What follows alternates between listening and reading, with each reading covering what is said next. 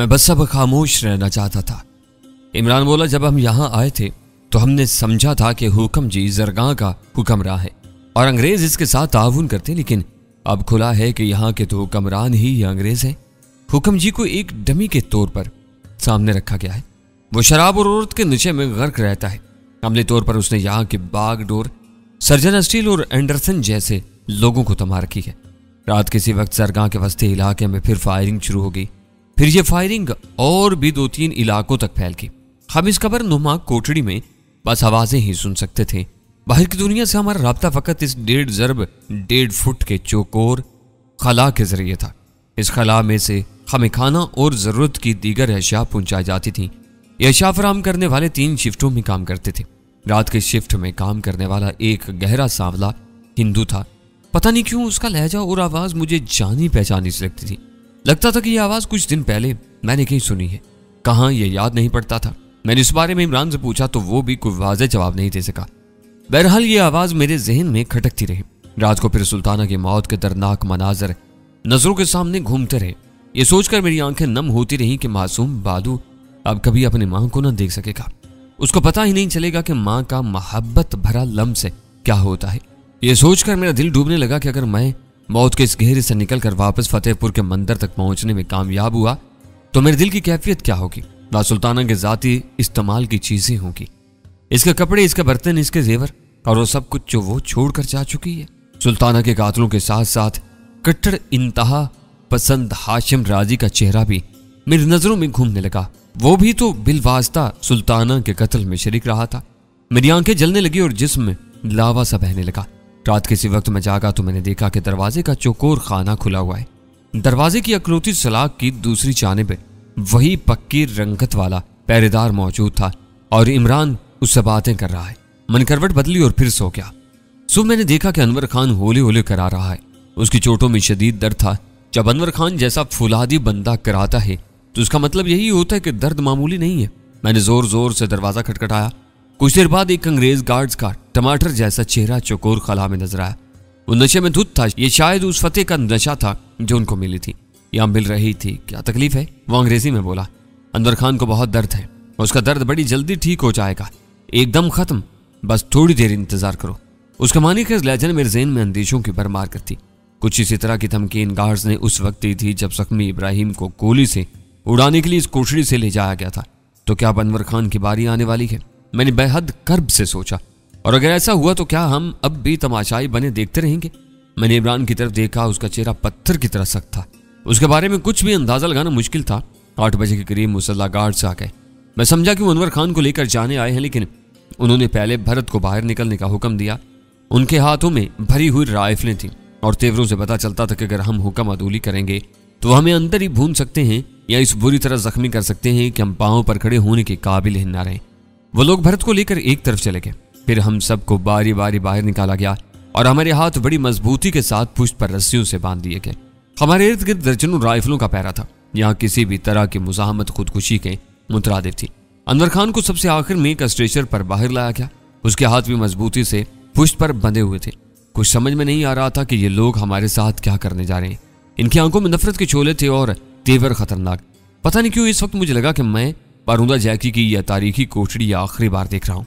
हमें बरहाना पा और बरहाना सर चंद तंग राहदारियों से गुजारा गया और फिर हम सेहन में आकर हमारी आंखें रोशनी में चंदिया गईं। आज हमें पूरे 4 दिन बाद सूरज की रोशनी देखने को नसीब हुई थी। जॉर्ज की इस बदनाम जमाना जेल के दरो दीवार में इससे पहले भी एक बार देख चुका था, जब मुझे सुल्ताना के हमरा पकड़कर जरगाह लाया गया था और फिर मेरी खिदमात जॉर्ज गोरा के हवाले की गई थी। लेकिन आज जॉर्ज गोरा था और ना सुल्ताना। गार्ड्स के नहायत सख्त पहरे में हम जेल के फाटक से बाहर आए और यही वक्त था जब हमें जरगाह की असल सूरत-ए-हाल का पता चला। ये सब कुछ ताज्जुब खेज था। जेल की बैरूनी दीवारें और फाटक वगैरह गोलियों से छलनी थे। यकीनन ये निशानियां इस जबरदस्त शब खून की थीं जो 2 दिन पहले बागियों की तरफ से मारा गया था और जो बकौल अनवर खान एक गद्दार की वजह से नाकाम हुआ था। हमने अपने इर्द गिर्द दरख्तों पर कुछ लाशें लटकती देखी। इन लोगों को फांसी दी गई थी। जो हम आगे बढ़े हमने जरगाह के लर्जा खेज मंजर देखे। एक चौराहे में कई जली हुई लाशें एक छोटे से ढेर की सूरत में पड़ी थीं। कुछ मुनहद्दम और अधजले मकान भी दिखाई दे रहे थे। दरख्तों और मुख्तलिफ पोलों से लटकती हुई लाशें जा बजा दिखाई देती थीं। कुछ के जिस्म गोलियों से चलनी थे, कुछ के चेहरे मसक थे।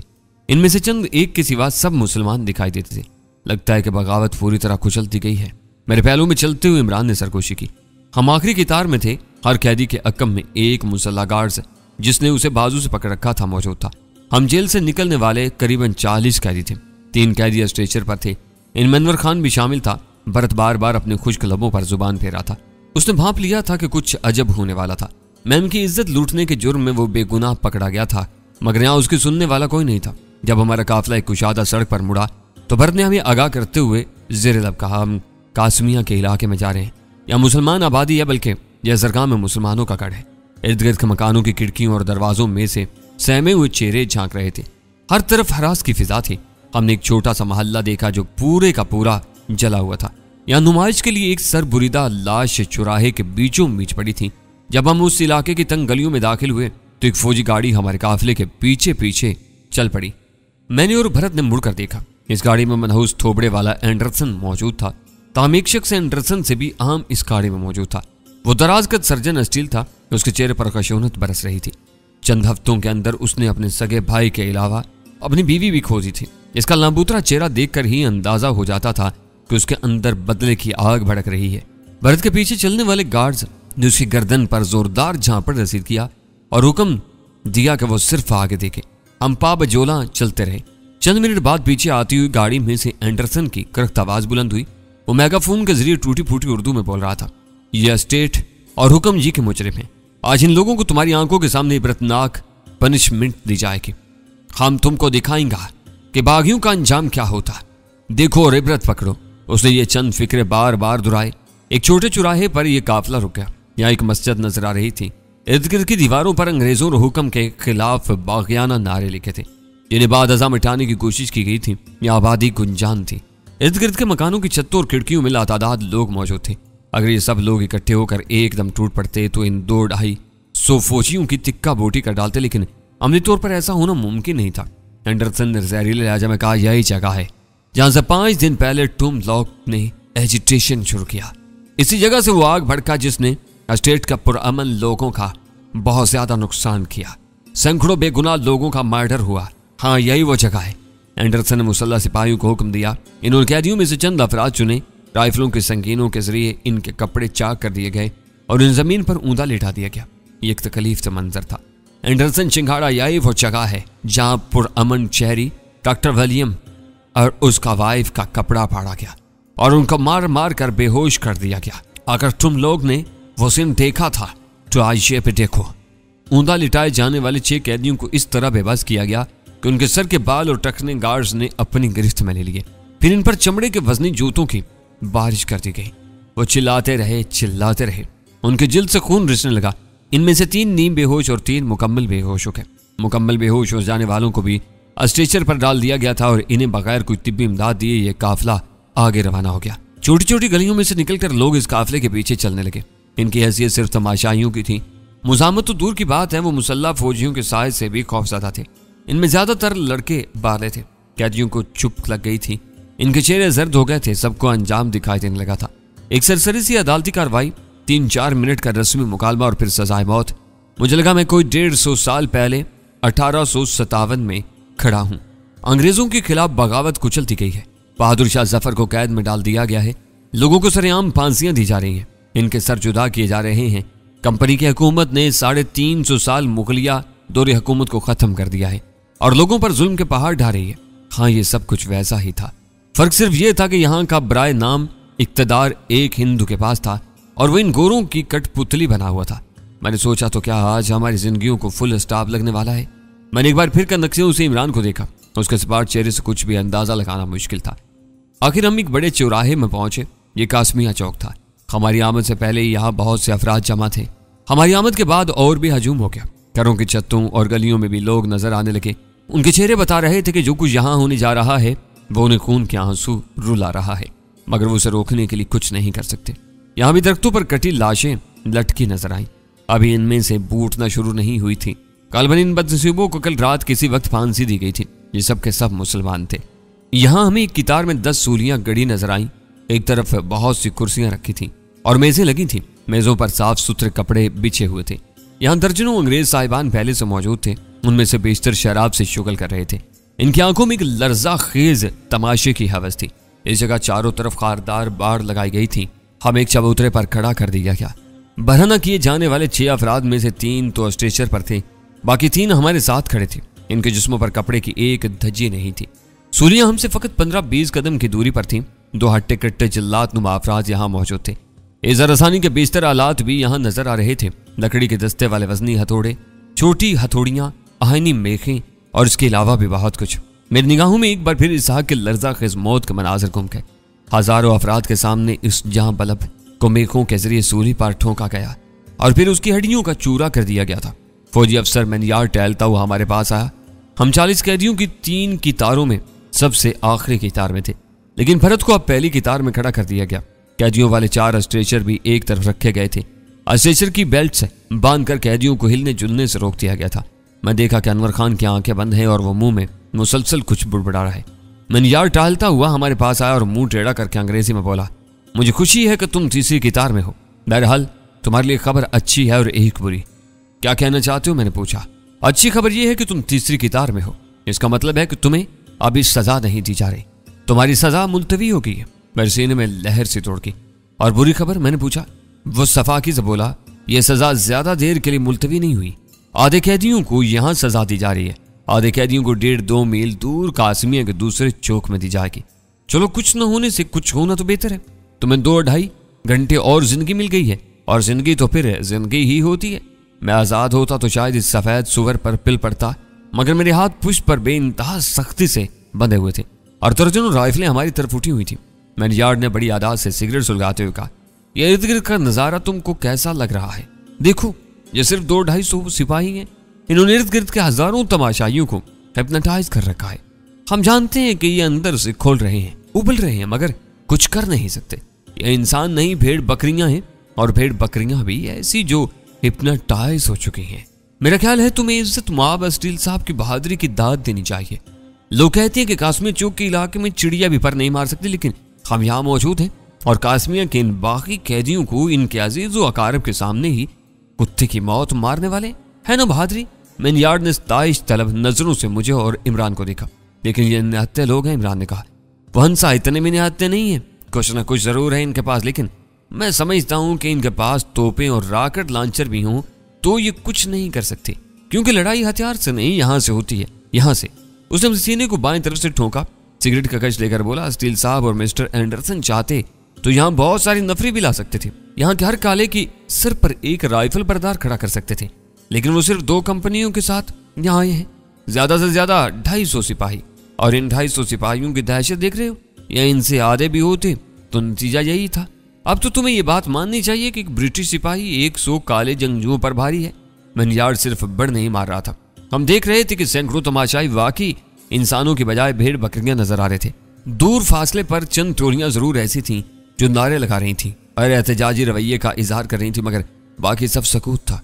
स्टील और एंडरसन वगैरह एक शानदार मेज के अक्कम में मखमली कुर्सियों पर बैठ चुके थे। हल्की सुनहरी धूप में उनके चेहरे पर कुछ और भी सुर्ख दिखाई देते थे। एंडरसन अपनी कुर्सी से उठकर चबूतरे पर आया और एक बार फिर मेगाफोन के जरिए थाड़ा, हम दोस्तों का दोस्त और दुश्मनों का दुश्मन है। यह तुम्हारे सामने इबरत का तस्वीर बना वो सब डर्टी लोग है जिसने अपने औकात से बढ़कर जुल्म किया। पिछले 5 दिन तक इन लोगों ने इस शहर को यह कमाल बनाए रखा। ये सब का सब अपने क्राइम्स को तस्लीम कर चुका है। हुक्म शेख के कानून में इनके लिए कोई रायत नहीं और ना ही हम देंगे। अब कहाँ के वो मोटी खर्चों वाला सरकर्जा लोग जिन्होंने इनको भड़काया? इनमें से बहुत सा भाग चुका और बहुत सा चोखों की तरह अंडरग्राउंड है।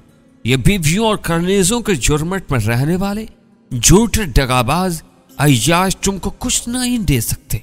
एस्प्रिन का एक गोली, जनरेटर का एक पुर्जा, राइफल का एक राउंड कुछ भी नहीं। कभी हैकल एंडरसन कई मिनट तक धारता रहा, आखिर में उसने कहा, हम डरता नहीं, लड़ने वाला लोग है, हमको अपने बाजू पर बहुत भरोसा है और इसीलिए हम यहां मौजूद हैं। अगर किसी को किसी भी टाइम अपने दिल का अरमान निकालना है तो हम उसके लिए तैयार हैं। एंडरसन की तकरीर खत्म हुई तो हम पर यह इंकशाफ हुआ कि यहाँ कोई सरसरी समात भी नहीं होगी। और अगले चंद मिनट के अंदर कम से कम 20 कैदियों को मकामी तरीके के मुताबिक सूली चढ़ा दिया जाएगा। अंदाजा हो रहा था कि अनवर खान और भरत भी इन 20 अफराद में शामिल होंगे। हमने देखा कि भरत का चेहरा हल्दी की तरह जर्द नजर आ रहा था। ऑफिसर मैनयार्ड उसके करीब ही मौजूद था। भरत ने 2-3 बार उससे कुछ कहने की कोशिश की, लेकिन गार्ड्स ने उसे ऐसा नहीं करने दिया। लेकिन वो इन आखिरी लम्हों में फिर अपनी सफाई पेश करना चाहता होगा। इनको बताना चाहता होगा कि वो मैम क्रिस्टी को मारने वालों में नहीं, बचाने वालों में शामिल था। मगर साफ पता चलता था कि अब सफाई दुहाई का मरहला गुजर चुका है। किसी फरियादी की किसी फरियाद पर अब कान नहीं धरा जाएगा। इसी दौरान में मेरी नजर मैडम सफूरा पर पड़ी। वो कुर्सियों पर बैठे मुअज्जज मेहमानों की आखिरी कतार में नजर आ रही थी। इसका चेहरा गम और अंतों की तस्वीर था। उसकी आंखें देखकर इतनी दूर से भी मुझे अंदाजा हुआ कि वो कुछ देर पहले तक रोती रही है। चंद सेकंड के लिए मेरी और उसकी निगाहें मिली। मैंने अंदाजा लगाया कि इमरान ने भी उसे देख लिया है। एक दूसरे को देखने के सिवा हम कुछ नहीं कर सकते थे। मुझे अंदाजा था कि सफूरा में इतनी सख्त नहीं होगी कि वो यहाँ बैठकर सफाकाना तरीके से सूलियां चढ़ाए जाने का मंजर देख सके। यकीनन वो सिर्फ हमें देखने के लिए यहाँ आई थी। खूनी तमाशा शुरू होने से पहले ही उसे यहाँ से चले जाना था। इमरान ने मुझे टोका देते हुए कहा, मैडम को अपनाने की हसरत दिल ही में रह गई यार। अब उसको कभी पता नहीं चल सकेगा कि मैं उस पर किस तरह फिदा था। मैंने हैरत से इमरान को देखा। सुल्ताना की मौत के बाद से मेरी तरह उसे भी चुप सी लगी थी। आज वो कई दिनों के बाद थोड़ा सा चहका था। हम बेहद संगीन सूरत हाल का सामना कर रहे थे। ऐसी सूरत हाल में वो अपने मखसूस अंदाज में क्यों बोला था? मैंने भी अपनी खामोशी तोड़ी। मैंने बराए उलहजा में कहा, इमरान क्या आज फिर हम देखते रह जाएंगे? हम इसहाक को ना बचा सके क्या? अनवर खान और भरत के लिए भी कुछ ना कर सकेंगे? नहीं यार, इस दफा तो कुछ ना कुछ हो ही जाएगा। कैसे हो जाएगा यार? जब तुम चाहोगे तो हो जाएगा। तुम कोई यावे शैवे चीज हो। तुमने यहाँ की शक्ति देवता जॉर्ज गोरा को नाको चने चबाए हुए हैं। अखाड़े में इसे मौत के घाट उतारा हुआ है। तुम कोशिश करोगे तो सब कुछ हो जाएगा। मुझे तो लगता है कि तुम जोर लगाओ तो तुम्हारे हाथों को जकड़ने वाली रस्सी टूट जाएगी। क्या कह रहे हो? मैंने बेजारी से कहा। यार मैंने कभी खबरों के अलावा झूठ बोला है? मैं वही कह रहा हूँ जो हो सकता है, इमरान ने जवाब दिया। हम दोनों पंजाबी में बात कर रहे थे और लहजा बहुत धीमा था। कार्ड्स कुछ फासले पर थे। हमें मालूम था कि वो हमारी बात नहीं समझ रहे होंगे। इमरान की इस बेवक्त की रागनी पर मेरा दिल भर आया। आंखों के किनारे जल उठे। इमरान, मैंने एहतिजाजी लहजा में कहा। वो संजीदा होकर बदले हुए आंख में बोला, यार तुम्हारे हाथों पर बंधी हुई रस्सी इतनी मजबूत नहीं है कि तुम इसे तोड़ ना सको। क्या मतलब? मतलब ये कि इसे कमजोर कर दिया गया है। तुम्हारे पीछे पीछे चलने वाला गार्ड इसे कमजोर करता रहा है। इसके हाथ में रेजर ब्लेड का एक टुकड़ा था। वो इस टुकड़े को रस्सी के बलों पर चलाता रहा है। अब ये रस्सी 7-8 जगह से कमजोर पड़ चुकी है। हमारे पीछे दीवार है, इसलिए हमारे बंधे हुए हाथ किसी को नजर नहीं आ रहे। मैंने अपने हाथ हिलाकर देखे। वो जल्दी से बोला, नहीं अभी जोर नहीं लगाना, अभी जोर लगाने का वक्त नहीं आया। मैंने सरगोशी की, तुम्हारी बात मेरी समझ में नहीं आ रही इमरान। अगर रस्सी कमजोर है तो किसने की है और क्यों? तुम्हें बताया तो है कि तुम्हारे पीछे चलने वाले गार्ड्स ने की है। और क्यों की है इसका जवाब बड़ा मुश्किल है। इस पर तो पूरी किताब लिखी जा सकती है। वो अजीब खोए से अंदाज में बोला। मैं इसका इत्मीनान और ठहराव देखकर हैरान हो रहा था। इत्मीनान और ठहराव मेरे अंदर एक बेनाम उम्मीद जगा रहा था। मैंने कहा, चलो तुम तवील जवाब ना दो, मुख्तसर दे दो। हम बड़े आम से अंदाज में बातें कर रहे थे। बात करते हुए एक दूसरे को देख भी नहीं रहे थे। गार्ड्स ने अभी तक हमारा कोई खास नोटिस नहीं लिया था। इमरान बदस्तूर खोए को अंदाज में बोला, कहते हैं ना कि चिऊंटी भी अपनी ताकत के मुताबिक अपना दिफा करती है। कुछ लोग चिऊंटियों ही की तरह हकीर और बेहैसियत समझे जाते हैं। जब रंजीत पांडे जैसे लोग इनके अना के मुंह पर थप्पड़ मारते हैं तो अंदर से बदल जाते हैं। वो रहते तो चिऊंटी हैं, लेकिन ये जहरीली चिऊंटी होती है, खांसी को गिरा देती है। इमरान का लबो लहजा मानी खेज था। इमरान की बात ने मेरे अंदर एक छनाका सा किया। दिमाग में रोशनी से भर गई। पांडे और थप्पड़ वाली बात से मुझे चंद रोज पहले का एक मंजर याद आ गया और उसके साथ ही ये याद आ गया कि हमारी कोठड़ी पर पहरा देने वाले गहरे सांवले गार्ड्स की आवाज है। मैंने पहले कहाँ सुनी थी? वो आवाज मुझे यूं ही जानी पहचानी नहीं लगी थी। जब हम 18 गांव में कमाद के खेत में छुपे हुए थे तो रात की तारीकी में रंजीत पांडे अपने साथियों के साथ एक कमांडो एक्शन के लिए निकला था। ये लोग सेवरेज की एक पुरानी पाइपलाइन तक पहुंचे थे और अस्पताल में घुसने के लिए इस पाइपलाइन के सिरे पर से मिट्टी हटाई थी। पांडे की हदायत पर इसका मातहत कुदाल चला रहा था। कुदाल सीमेंट के पाइप से टकरा गई थी और आवाज पैदा हुई थी। पांडे ने बुनाकर उस मातहत को थप्पड़ रसीद किया था। थप्पड़ की आवाज सन्नाटे में दूर तक गूंजी थी। पांडे और उसके इस मजदूर नुमा मातहत के दरमियान जो मुख्तसिर मुकालमा हुआ था, इसमें यह आवाज मेरे कानों तक पहुंची थी। ये भराई हुई सी आवाज वाला मातहत इस वक्त एक देहाती की उलिये में था और धोती कुर्ता पहने हुए था। एकदम वाकयात की बहुत सी कड़ियां मिल गई। कोठड़ी में मैंने 2-3 बार इस सांवले मातहत कार्ड को इमरान से बातें करते देखा था। इसका मतलब था कि वहां कोई खिचड़ी पकी थी, कोई प्लान बना था। इमरान ने दोबारा तेज सरगोशी की। मैं एक बार फिर कह रहा हूं, अभी जोर नहीं लगाना, जब वक्त आएगा मैं बता दूंगा। तो उसी तरफ इज्तिमाई सूलियों की तैयारी आखिरी मराहिल में थी। वर्जिशी जिस्म वाले मकामी जल्लाद बिल्कुल तैयार थे। हजारों का मजमा मुस्तरिब लेकिन खामोश था। मेरे जिस्म में सुइयां से चुभने लगी, धड़कन बढ़ती जा रही थी। मैंने कहा, लेकिन मेरे पीछे चलने वाला गार्ड तो कोई और था, वो इसका साथी है। इमरान ने मुख्तसर जवाब दिया। अब मुझे कुछ देर पहले की वो सारी सूरत हाल याद आ रही थी। जब हम यहाँ आ रहे थे, सब कैदियों के पीछे एक एक गार्ड था और हर गार्ड ने अपने कैदी को बाकायदा बाजू से पकड़ा हुआ था। मेरे वाले गार्ड ने भी मेरी कलाई थामी हुई थी। इस वक्त मुझे कुछ अंदाजा नहीं हुआ था कि मेरे हाथों की बंदिश के साथ क्या किया जा रहा है। इमरान, अगर कुछ करना है तो जल्दी करें, यूं ना हो कि वक्त फिर हाथ से निकल जाए। मैंने सरगोशी की। बस थोड़ा सा इंतजार, थोड़ा सा। किसी ने यहाँ आना है। किसने? मैंने चौंक कर पूछा। ठीक से मुझे नहीं पता, लेकिन वाह का जरूर है। तुम फिर पहेलियां बुझवा रहे हो, तुम्हें सब पता होगा। सब नहीं, हाँ थोड़ा बहुत पता है। मेरा ख्याल है कि जब आएगा तो सीधा इन मेज कुर्सियों की तरफ जाएगा जहां ये गोरे बैठे हैं, अंगूर की बेटी से खेल रहे हैं। एकदम हलचल मच जाएगी और यही वक्त होगा तुम्हारे जोर लगाने का। तुम अपनी रस्सियां तोड़ देना और सीधा सर्जन स्टील की तरफ जाना। सर्जन स्टील की तरफ? वो तो वहां बैठा है, इन आखिरी कुर्सियों की तरफ। तब वो यहां नहीं होगा, इमरान ने कहा। वो यहां होगा, हमारे सामने। वो जलील इन 20 बंदों को अपने दस्ते मुबारक से सूली चढ़ाना चाहता है। अपनी बीवी अनजहानी मारिया की रूह को खुश करना चाहता है। एक तनुमन गार्ड हमारे करीब आया और दांत पीस कर बोला, तुम दोनों लगातार बातें कर रहे हो, चुप हो जाओ वरना पहले तुम्हारी बारी आ जाएगी।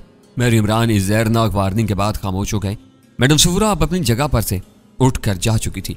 मुमकिन था कि वह अब भी कहीं पीछे तमाशाइयों में मौजूद हो। इमरान का कहा दुरुस्त साबित हुआ। दराज का द स्टील सर्जन अपनी जगह से उठा और गार्ड्स के साथ चलता हुआ चबूतरे पर आ गया। सूरियां बिल्कुल तैयार थी।